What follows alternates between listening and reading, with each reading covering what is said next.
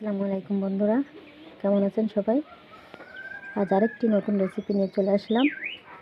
তো আজকের রেসিপিটা হচ্ছে কাতল মাছ দিয়ে আলু টমেটোর হালকা ঝোল। তো চলুন কীভাবে রান্না করি সেটা আপনাদের সাথে শেয়ার করি। প্রথমেই মাছ কুটে নেব, আলু কুটে নেব, এই ঝাল পেঁয়াজ কটা বেটে নেব আর ধনে কুটে নেব। কেটে কেটে নিয়ে এবার রান্না করতে চলে আসলাম।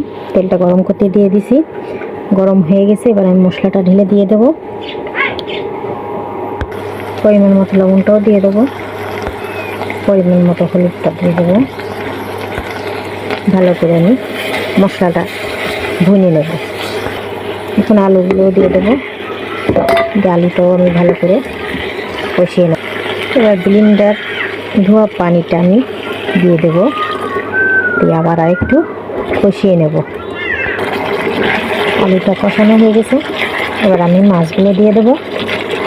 আগের থেকেই তো দেখাইছি এটা কি মাছ, কাতল মাছ।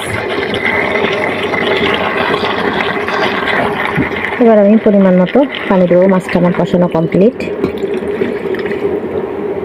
চামচ খুন্তিটা ভালো করে আমি ধুয়ে নিলাম, যেহেতু এতে মশলা লেগেছিল। এখন কিছু টমেটো দিয়ে দেবো,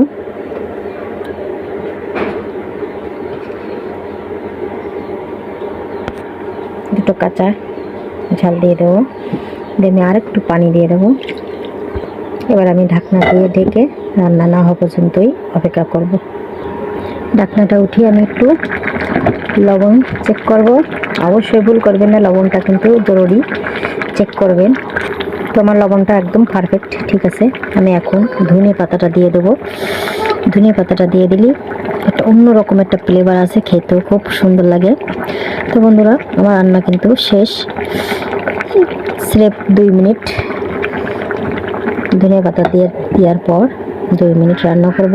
তো আমার ভিডিওগুলো যদি ভালো লাগে অবশ্যই লাইক কমেন্ট শেয়ার করেন, ফেসবুকটাকে ফলো করে দিন, আর আমার ইউটিউব চ্যানেলটিকে সাবস্ক্রাইব করে দিন।